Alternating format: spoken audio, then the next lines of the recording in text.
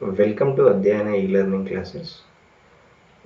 Banking examinations లక్ష్యంగా ఎవరైతే prepare అవుతున్నారో అట్లాంటి అభ్యర్థుల కోసం మన అధ్యయన ఈ-లెర్నింగ్ యూట్యూబ్ ఛానల్ నుంచి మీకు ఈ బ్యాంకింగ్ అవేర్నెస్ క్లాసెస్ని ఇది మెయిన్స్ ఎగ్జామ్లో ఉంటుంది. దీంట్లో కంప్లీట్గా అంటే మనకు బ్యాంకింగ్ అవేర్నెస్ సిలబస్ టోటల్ కంప్లీట్గా పార్ట్ బై పార్ట్ మీకు మన అధ్యయన ఈ-లెర్నింగ్ యూట్యూబ్ ఛానల్లో అప్లోడ్ చేయడం జరుగుతూ ఉంది. ఒకటి సెషన్ స్టార్ట్ చేయడానికి ముందు ఏంటి అంటే ఇంతకుముందు బ్యాంక్ ఎగ్జామ్స్ అన్ని ఎట్లా ఉండేది అంటే ఐదర్ ఇంగ్లీష్ ఆర్ హిందీ మీడియంలోనే ఉండేది. ఇప్పుడు రీసెంట్గా మనకు వచ్చిన అనౌన్స్మెంట్లో ప్రజెంట్ బ్యాంకింగ్ నోటిఫికేషన్లో వచ్చేసి ఏంటి అంటే బ్యాంక్ ఎగ్జామ్స్ని కూడా మనం రీజనల్ లాంగ్వేజెస్లో అటెంప్ట్ చేయొచ్చు. అంటే తెలుగులో కూడా బ్యాంక్ ఎగ్జామ్స్ని రాయొచ్చు. మనకు ప్రిలిమ్స్, మెయిన్స్, ఈవెన్ ఇంటర్వ్యూస్కి కూడా తెలుగు ఉంటుంది రీజనల్ లాంగ్వేజెస్లో. ఓకేనా? ఇప్పుడు మనకు ప్రజెంట్ ఉన్న నోటిఫికేషన్ వచ్చేసి ఏంటి అంటే ఎస్బీఐ పీఓ ఆల్రెడీ నోటిఫై చేశారు. ఐబీపీఎస్ క్లర్క్ కూడా నోటిఫికేషన్ ఆల్రెడీ రిలీజ్ చేయడం జరిగింది. విత్ ఇన్ సూన్ మనకు ఐబీపీఎస్ పీఓ నోటిఫికేషన్ కూడా వచ్చే అవకాశాలు ఉన్నాయి. ఇప్పుడు మనకి ఏంటి అంటే already SBI PO and IBPS క్లరికల్కి సంబంధించిన ప్రిలిమ్స్ అండ్ మెయిన్స్కి సంబంధించిన డేట్స్ అంటే ఎగ్జాక్ట్ మనకు ఏ మంత్లో ఉంటుంది ఏంటి అనేది కూడా వాళ్ళు నోటిఫికేషన్లో క్లియర్గా షెడ్యూల్ ఇవ్వడం జరిగింది. మనకు నెక్స్ట్ మంత్ అంటే మనకు నవంబర్ డిసెంబర్లో ప్రిలిమ్స్ పెట్టి డిసెంబర్ జనవరిలో మెయిన్స్ ఎగ్జామ్స్ ఉంటున్నాయి. కాబట్టి ఎవరైతే బ్యాంక్ ఎగ్జామ్స్కి ప్రిపేర్ అవుతున్నారో అట్లాంటి అభ్యర్థులకు ఉపయోగకరంగా ఉంటుందని మన అధ్యయన ఈ-లెర్నింగ్ యూట్యూబ్ ఛానల్ నుంచి మీకు బ్యాంకింగ్ అవేర్నెస్కి సంబంధించిన టోటల్ సిలబస్ని పార్ట్ బై పార్ట్గా మీకు ఈ వీడియోలో అందివ్వడం జరుగుతూ ఉంటుంది 1 by 1. ఓకే, ఇక మనం సిలబస్లో స్టార్ట్ చేయడానికి ముందు ఇప్పుడే మన ఛానల్ని ఎవరైతే ఫస్ట్ టైం చూస్తున్నారో మీరు సబ్స్క్రైబ్ చేసినట్లయితే మనం అప్లోడ్ చేసే బ్యాంకింగ్ అవేర్నెస్కి సంబంధించిన అలర్ట్స్ మీకు రావడం జరుగుతూ ఉంటుంది. Okay, right, thank you. ఇక్కడ మనకు బ్యాంకింగ్ అవేర్నెస్ వచ్చేసి ఏంటి అంటే జనరల్గా మీరు బ్యాంక్ ఎగ్జామ్స్లో అంటే ఇప్పుడు మనకు ప్రజెంట్ ఈ బ్యాంకింగ్ అవేర్నెస్ ఏదైతే ఉందో ఎప్పుడు కూడా మనకు బ్యాంక్ మెయిన్స్ ఎగ్జామ్లో ఉంటుందండి ఇది. ఇక్కడ మనకు మెయిన్స్ ఎగ్జామ్లో వచ్చేసి ఏంటి అంటే 2 కేటగిరీస్గా దీన్ని డివైడ్ చేయడం జరుగుతుంది. ఒకటి స్టాటిక్ బ్యాంకింగ్ అవేర్నెస్ అని ఉంటుంది. స్టాటిక్ బ్యాంకింగ్ అవేర్నెస్ అంటే ఇది ఫిక్స్డ్ బ్యాంకింగ్ అవేర్నెస్ అంట. ఇది ఇక మారదు, ఎప్పుడైనా ఒకటే ఉంటుంది. అంటే మీరు ఇప్పుడు ఎగ్జామ్ రాసినా ఇంకా 10 yearsకి ఎగ్జామ్ రాసినా కూడా దీన్ని స్టాటిక్ బ్యాంకింగ్ అవేర్నెస్ అనేది చేంజ్ అవ్వదు. దీన్నే మనం కొన్ని కేసెస్లో ఏంటి అంటే ఫిక్స్డ్ బ్యాంకింగ్ అవేర్నెస్ అని కూడా అనొచ్చండి. ఓకే, ఇక తర్వాత సెకండ్ కేటగిరీ వచ్చేసి ఎలా ఉంటుంది అని అంటే ఇక్కడ లేటెస్ట్ బ్యాంకింగ్ అవేర్నెస్ అని ఉంటుంది. ఈ లేటెస్ట్ బ్యాంకింగ్ అవేర్నెస్ వచ్చేసి ఏంటి అంటే కరెంట్ అఫైర్స్కి సంబంధించి ఉంటుంది. అంటే ఇప్పుడు కరెంట్ అఫైర్స్ అంటే మనకు వచ్చేసి జనరల్ ఎగ్జామ్స్కి సంబంధించిన కరెంట్ అఫైర్స్ కాకుండా ఇక్కడ లేటెస్ట్ బ్యాంకింగ్ అవేర్నెస్ అంటే మనకి banking and financial related terms మాత్రమే దీంట్లో రావడం జరుగుతూ ఉంటుంది. ఒకసారి ఇప్పుడు ఈ మెయిన్స్ ఎగ్జామ్లో బ్యాంకింగ్ అవేర్నెస్కి సంబంధించిన సిలబస్ ఏంటనేది ఒకసారి చూద్దాం. దీంట్లో ఫస్ట్ అభ్యర్థులకి మీకు ఐడియా ఉండాల్సింది ఏంటి అంటే ఇంట్రడక్షన్ టు బ్యాంకింగ్ అనేది ఐడియా ఉండాలి. అసలు బ్యాంక్ అంటే ఏంటి, ఫినాన్షియల్ సిస్టమ్ అంటే ఎలా ఉంటుంది, మనకు బ్యాంకింగ్ ఇండియాలో ఎప్పుడు స్టార్ట్ అయింది అంటే బ్రిటిష్ రూల్ ఉన్నప్పుడు మనకు 1770లో బ్యాంక్ ఆఫ్ హిందుస్థాన్ దగ్గర నుంచి స్టార్ట్ చేస్తే మొన్న రీసెంట్గా మనకి ఫినాన్స్ మినిస్టర్ నుంచి అనౌన్స్మెంట్ వచ్చేసి బ్యాడ్ బ్యాంక్ అనేది ఉంది కదండి, మన రీసెంట్ అనౌన్స్మెంట్. అక్కడి వరకు మీరు టోటల్ బ్యాంకింగ్ స్ట్రక్చర్ని మొత్తం మీరు స్టడీ చేయాల్సి ఉంటుంది. ఓకే, ఒకటి ఇంట్రడక్షన్ టు బ్యాంక్. అసలు బ్యాంక్ అంటే ఏంటి, బ్యాంక్ ఎప్పుడు స్టార్ట్ అయింది, ఇండియాలో ఫస్ట్ బ్యాంక్ ఎప్పుడు స్టార్ట్ అయింది. మనకి ఇండియాలో ఫస్ట్ బ్యాంక్ వచ్చేసి ఎప్పుడు అంటే 1770లో బ్యాంక్ ఆఫ్ హిందుస్థాన్ అనేది స్టార్ట్ అవుతుంది. అప్పుడు బ్రిటిష్ గవర్నమెంట్ రూలింగ్లో ఉంది. అక్కడ నుంచి మనం స్టార్ట్ చేయాలి. తర్వాత బ్యాంకింగ్ సిస్టమ్ ఇన్ ఇండియా అని ఉంటుంది. బ్యాంకింగ్ సిస్టమ్ ఇన్ ఇండియా అంటే ఇక్కడ మీరు 2 కేటగిరీస్గా డివైడ్ చేసుకోవాలండి బ్యాంకింగ్ సిస్టమ్ ఇన్ ఇండియా అంటే. దీంట్లో ఒకటి ఏంటి అని అంటే ప్రీ ఇండిపెండెన్స్ ఒకటి, తర్వాత పోస్ట్ ఇండిపెండెన్స్ అనేది ఇంపార్టెంట్.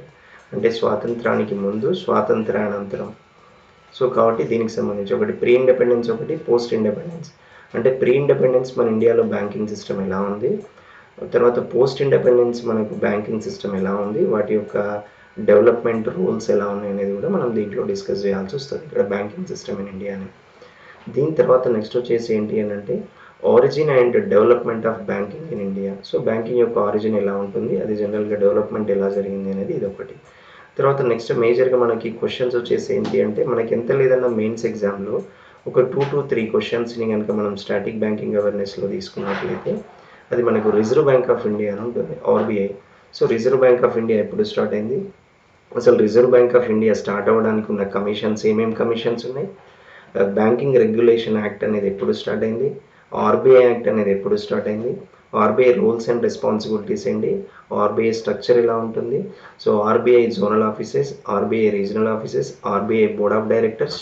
సో ఇవన్నీ కూడా మనం దీంట్లో డిస్కస్ చేయాల్సి వస్తుంది అన్నట్టు. ఇక్కడ మీరు అబ్జర్వ్ చేయండి, reserve bank of India, RBI structure and RBI functions, RBI act 1934, right. ఇక్కడ వరకు మనం బ్యాంకింగ్ అంటే మనకు banking, reserve bank of India first governor అంటే బ్రిటిష్ రూల్ అక్కడ ఫస్ట్ గవర్నర్ ఉన్నప్పటి నుంచి స్టార్ట్ చేస్తే ఇప్పుడు ప్రజెంట్ ఉన్న గవర్నర్ వరకు కూడా సో మనం దీంట్లో ఆర్బీఐకి సంబంధించి మనం డిస్కస్ చేయాల్సి వస్తుంది. దీని తర్వాత ఇక నెక్స్ట్ వచ్చేసి ఏంటి అంటే మనకు బ్యాంకింగ్ రెగ్యులేషన్ యాక్ట్ అని ఉంటుంది. సో బ్యాంకింగ్ రెగ్యులేషన్ యాక్ట్ అనేది ఎప్పుడు వస్తుంది అంటే ఆఫ్టర్ ఇండిపెండెన్స్, అంటే మనకు 1947లో ఇండిపెండెన్స్ వచ్చిన తర్వాత, సో అప్పుడు ఇండియన్ గవర్నమెంట్ ఫామ్ అయిన తర్వాత 1949లో బ్యాంకింగ్ రెగ్యులేషన్ యాక్ట్ అనేది మనకు స్టార్ట్ అయింది. ఓకే, బ్యాంకింగ్ రెగ్యులేషన్ యాక్ట్ అనొచ్చు, లేదు అంటే దీన్ని ఇండియన్ బ్యాంకింగ్ యాక్ట్ కింద కూడా కన్సిడర్ చేస్తాం. సో ఇక్కడ మనం ఇంట్రడక్షన్ టు బ్యాంకింగ్ అన్నప్పుడు pre independence and post independence గురించి డిస్కస్ చేసాం కదా. సో పోస్ట్ ఇండిపెండెన్స్ అంటే మనకి ఎప్పటి నుంచి ఎక్కడ వస్తుంది అంటే 1949 బ్యాంకింగ్ రెగ్యులేషన్ యాక్ట్ ఏదైతే ఉందో సో మనకు అక్కడ నుంచి ఇది స్టార్ట్ అవ్వడం అనేది జరుగుతూ ఉంటుంది. సో కాబట్టి బ్యాంకింగ్ రెగ్యులేషన్ యాక్ట్ అన్నా లేదు అంటే ఇండియన్ బ్యాంకింగ్ యాక్ట్ అన్నా కూడా సో అదొకటి. దీని తర్వాత నెక్స్ట్ వచ్చేసి ఏంటి అంటే మన ఇండియాలో ఉన్న బ్యాంకింగ్ అండ్ ఫైనాన్షియల్ కమిటీస్కి సంబంధించిన ఇన్ఫర్మేషన్ అనేది సో మనం డిస్కస్ చేసుకోవాలి. బ్యాంకింగ్ అండ్ ఫైనాన్షియల్ కమిటీస్ అంటే బ్యాంకింగ్ సెక్టర్ ఎలా ఉంది, ఫైనాన్షియల్ కమిటీస్ ఎలా ఉన్నాయి, ఎన్బిఎఫ్సిస్ ఏంటి, పేమెంట్ బ్యాంకింగ్స్ ఎలా ఉన్నాయి, ఇవన్నీ కూడా దీంట్లోకి రావడం జరుగుతుంది. ఇంకొకటి ఫైనాన్షియల్ బ్యాంకింగ్ ఇన్స్టిట్యూషన్స్ కూడా దీంట్లో వస్తాయి. Committees and institutions, banking committees, financial committees, financial banking institutions. తర్వాత ఇండియన్ ఫినాన్షియల్ సిస్టమ్ అని ఉంటుంది. సో ఇండియన్ ఫినాన్షియల్ సిస్టమ్ అంటే మనకి ఎప్పుడు కూడా ఎలా ఉంటుంది అంటే ఒకటి మనీ మార్కెట్ ఉంటుందండి, మనీ మార్కెట్. తర్వాత నెక్స్ట్ వచ్చేసి ఏంటంటే ఒకటి షేర్ మార్కెట్ ఉంటుంది. అంటే షేర్ మార్కెట్కి మనీ మార్కెట్ని ఈ రెండింటిని కలిపి మనం ఫినాన్షియల్ సిస్టమ్ కింద కన్సిడర్ చేయడం అనేది జరుగుతుంది. సో మనీ మార్కెట్ వచ్చేసి ఏంటి అంటే మొత్తం బ్యాంక్స్ చూసుకుంటాయి, ఇది కంప్లీట్ బ్యాంకింగ్ సెక్టార్ చూసుకుంటుంది మనీ మార్కెట్. అది ఇప్పుడు షేర్ మార్కెట్ అనుకోండి, మనకు సెబీ అని ఉంటుంది, securities and exchange board of India. ఇది సెబీ అండర్లోనేమో మనకు షేర్ మార్కెట్ రావడం జరుగుతుంది. సో మనీ మార్కెట్ వచ్చేసి ఏంటంటే కంప్లీట్ బ్యాంకింగ్ సెక్టార్కి రిలేటెడ్గా మనీ మార్కెట్ రన్ అవుతుంది. అంటే మనీ మార్కెట్, షేర్ మార్కెట్ ఏదైతే ఉంటుందో ఇవి రెండు దేంట్లోకి వస్తాయి అని అంటే ఫినాన్షియల్ సిస్టమ్కి రావడం జరుగుతుంది. సో దీని తర్వాత నెక్స్ట్ వచ్చేసి ఏంటి అంటే మీరు ఇక్కడ అబ్జర్వ్ చేసినట్లయితే ఎన్పిసిఐ అని ఉంటుంది. ఇక్కడ ఎన్పిసిఐ నుంచి కూడా మెయిన్స్ ఎగ్జామ్లో అంటే మనకి 2011లో ఐబిపిఎస్ స్టార్ట్ అయిన దగ్గర నుంచి కనుక మీరు పేపర్స్ని అబ్జర్వ్ చేసినట్లయితే ఈ చాలాసార్లు ఈ బిట్ కొద్దిగా రిపీట్ అవ్వడం అనేది జరిగింది. అంటే దీనికి ఎన్పిసిఐలో వచ్చేసి ఏంటంటే మినిమం మీరు ఒక 1 to 2 మార్క్స్ దీని నుంచి ఎక్స్పెక్ట్ చేసుకోవచ్చు. National payments corporation of India అని ఉంటుంది, NPCI, national payments corporation of India. So దీని తర్వాత ఇక నెక్స్ట్ వచ్చేసి ఏంటి అంటే ఇక్కడ బెసెల్ నామ్స్ అని ఉంటుంది. అంటే బెసెల్ నామ్స్ వచ్చేసి ఏంటి అంటే జనరల్గా ఇది వరల్డ్ బ్యాంక్కి రిలేటెడ్గా బెసెల్ ఆర్గనైజేషన్ అని రన్ అవుతూ ఉంటుంది. అంటే across the globe, across the world so bankings అన్నిటిని కూడా మానిటరింగ్ చేయడానికి యూజ్ చేసే రూల్స్ అండ్ రెగ్యులేషన్స్ అనేది బెసెల్ నామ్స్ నుంచి రావడం జరుగుతుంది. సో తర్వాత ఫంక్షన్స్ ఆఫ్ బ్యాంక్లో ఆపరేషన్స్ ఎలా ఉంటాయి, ఫంక్షనింగ్ ఎలా రన్ అవుతూ ఉంటుంది. తర్వాత నెక్స్ట్ లోన్స్ అంటే ఏంటి, అకౌంట్స్ అంటే ఏంటి, టైప్స్. తర్వాత నెక్స్ట్ వచ్చేసి కొన్ని కేసెస్లో బ్యాంకింగ్లో ఉన్న ఈ బ్యాంకింగ్ కానీ, ఐ బ్యాంకింగ్ కానీ, ఎం బ్యాంకింగ్ కానీ, సో ఇట్లాంటివన్నీ కూడా మనకు ఫంక్షన్స్ కింద రావడం జరుగుతుంది. నెఫ్ట్, ఆర్టీజీఎస్, ఐఎంపిఎస్ ఇవి వస్తాయి కదా ఇవి. తర్వాత types of bank accounts, types of loans, types of mortgages. మనం ఏదన్నా ఇప్పుడు ల్యాండ్ మార్టిగేజెస్ ఉంటాయి, లోన్స్ ఇట్లాంటివి తీసుకున్నప్పుడు ఇది కూడా. సో ఇక్కడ మనం లోన్స్లో కనుక మనం ఇక్కడ కూడా కొన్ని లోన్స్ తీసుకోవాలి. ఇక్కడ ఏంది, సో పర్సనల్ లోన్స్ ఒకటి. తర్వాత నెక్స్ట్ వచ్చేసి ఇక్కడ మనకు జనరల్గా మనం తీసుకున్నట్లయితే ఏదైనా వెహికల్ లోన్స్ అంటే వీటిని మనం కమర్షియల్ లోన్స్ కింద కానీ ఇట్లాంటివి, అంటే వెహికల్ లోన్స్ అంటే 2 వీలర్ లోన్స్ కానీ, 3 వీలర్ లోన్స్, కార్ లోన్స్ ఇట్లాంటివి వీటికి సంబంధించినవి. తర్వాత నెక్స్ట్ వచ్చేసి మనకి ఎడ్యుకేషనల్ లోన్స్ కానీ, లేదు అంటే మ్యారేజ్ లోన్స్ కానీ, తర్వాత ఇట్లాంటి వీటికి సంబంధించినవన్నీ కూడా దీంట్లో రావడం జరుగుతుంది, మార్టిగేజెస్. తర్వాత types of checks and cards, మనకి ఏమేమి టైప్స్ ఆఫ్ చెక్స్ ఉన్నాయి. తర్వాత టైప్స్ ఆఫ్ కార్డ్స్ ఏంటి. సో చెక్స్లో కూడా మనకు చాలా ఉంటాయండి కేటగిరీస్లో, స్టైల్ చెక్ అని, మ్యూటిలేటెడ్ చెక్ అని, పాస్డ్ చెక్ అని, బేరర్ చెక్ అని. ఓకే, తర్వాత నెక్స్ట్ వచ్చేసి ఏంటంటే అవుట్ స్టేషన్ చెక్ అని, పోస్ట్ డేటెడ్ చెక్ అని, బౌన్స్డ్ చెక్ అని, సో ఇట్లా కేటగిరీస్గా రావడం జరుగుతుంది.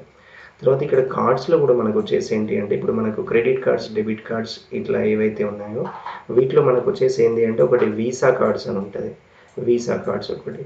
తర్వాత నెక్స్ట్ వచ్చేసి ఏంటి అంటే రూపే కార్డ్స్ అని రావడం జరుగుతుంది. రూపే కార్డ్స్, మాస్ట్రో కార్డ్స్ అని రావడం జరుగుతుంది. మాస్ట్రో కార్డ్స్, మాస్టర్ కార్డ్స్, ఇట్లాంటివన్నీ కూడా దీంట్లో రావడం అనేది జరుగుతూ ఉంటుంది.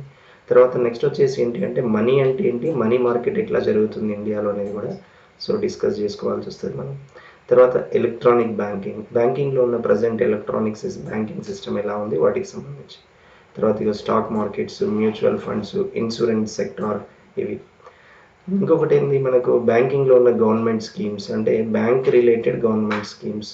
బ్యాంక్ రిలేటెడ్ గవర్నమెంట్ స్కీమ్స్ అంటే ఇక్కడ మనకు వచ్చేసి ఫర్ ఎగ్జాంపుల్ ఇక్కడ ఒకటి ప్రధాన్ మంత్రి జన్ధన్ యోజన అకౌంట్ కానీ, ముద్రా లోన్స్ కానీ, ఇట్లాంటి వాటికి సంబంధించిన Shishu, Tarun and Kishore loans, okay. So ఇట్లాంటి వాటికి సంబంధించిన స్కీమ్స్, సో ఇవన్నీ కూడా. తర్వాత next industrial development and foreign ట్రేడ్కి సంబంధించి ఒకటి. తర్వాత సర్ఫేసియా యాక్ట్, ఇది కొద్దిగా చాలా ఇంపార్టెంట్ అండి. సర్ఫేసియా యాక్ట్ నుంచి కూడా ఒక 1 to 2 బిట్స్ మీరు దీని నుంచి ఎక్స్పెక్ట్ చేసుకోవచ్చు సర్ఫేసియా యాక్ట్కి సంబంధించి కూడా. తర్వాత నెక్స్ట్ వచ్చేసి ఏంటి అంటే డిఐసిజిసి. డిఐసిజిసి అంటే deposit insurance credit guarantee corporation, okay. Deposit insurance credit guarantee corporation. So ఇది మనకు ఆర్బీఐ రిలేటెడ్గా వర్క్ చేయడం అనేది జరుగుతూ ఉంది. ఇది ఆర్బీఐ సబ్సిడరీస్ కింద వస్తుందండి. డిఐసిజిసిని మనం ఆర్బీఐ సబ్సిడరీ కింద కన్సిడర్ చేసుకోవడం జరుగుతుంది. సో ఇక్కడ మనకు ఆర్బీఐ సబ్సిడరీస్ని కనుక మనం తీసుకున్నట్లయితే ఒకటి డిఐసిజిసి రావడం జరుగుతుంది, అంటే deposit insurance credit guarantee corporation. తర్వాత నెక్స్ట్ వచ్చేసి ఏంటి అంటే ఎన్హెచ్బి అని ఉంటుంది, నేషనల్ హౌసింగ్ బ్యాంక్ అని ఉంటుంది ఒకటి. తర్వాత నెక్స్ట్ వచ్చేసి ఏంటి అంటే ఇంకొకటి మనకు బీఆర్బిఎన్ఎంఎల్ అని రావడం జరుగుతుంది. బీఆర్బిఎన్ఎంఎల్, భారతీయ రిజర్వ్ బ్యాంక్ నోటు ముద్రణ లిమిటెడ్ అని రావడం జరుగుతుంది. ఈ 3 ఆర్గనైజేషన్స్ ఏవైతే ఉన్నాయో వీటిని మనం reserve bank of India subsidiaries కింద కన్సిడర్ చేయడం అనేది జరుగుతూ ఉంటుంది. సో ఇది ఒకటి. తర్వాత నెక్స్ట్ ఫైనాన్షియల్ ఇంక్లూజన్స్, మనకి ఇండియాలో ఇంక్లూజన్స్ ఎలా ఉన్నాయి, ఫైనాన్షియల్ ఇంక్లూజన్స్, వాటి రిలేటెడ్, వాటి యొక్క ఇంపార్టెన్సెస్ ఏంటి, ఇంక్లూజన్స్ ఎప్పుడన్నా ఈ రేజ్ అయినప్పుడు వాటికి సంబంధించిన మనకు జనరల్గా ఓవర్కమ్ ప్లాన్స్ ఎట్లా ఉంటాయి అనేది ఒకటి. తర్వాత ఎన్బిఎఫ్సిస్ అంటే non banking finance corporations. So non banking finance corporations అంటే ఇప్పుడు దీంట్లో మనకి ముత్తూట్ కానీ, మనప్పురం ఫైనాన్స్ కానీ, శ్రీరామ్ సిటీ యూనియన్ ఫైనాన్స్ కానీ, సో ఇట్లాంటివి ఏవైతే ఉన్నాయో అంటే సేవింగ్స్ అకౌంట్స్ని ఆఫర్ చేయకుండా, చెక్ బుక్స్ని ఆఫర్ చేయకుండా ఏవైతే కస్టమర్ యొక్క ఫినాన్షియల్ ట్రాన్సాక్షన్స్ని ఇంప్లిమెంట్ చేస్తాయో సో అట్లాంటి వాటిని మనం ఎన్బిఎఫ్సిస్ కింద కన్సిడర్ చేయడం జరుగుతుంది. తర్వాత నెక్స్ట్ పేమెంట్ బ్యాంక్స్ అని ఉంది. పేమెంట్ బ్యాంక్స్ అంటే ఇప్పుడు మనకు వచ్చేసి పోస్ట్ ఆఫీస్ పేమెంట్ బ్యాంక్స్ ఒకటి ఉంటుంది, పోస్ట్ ఆఫీస్ రిలేటెడ్.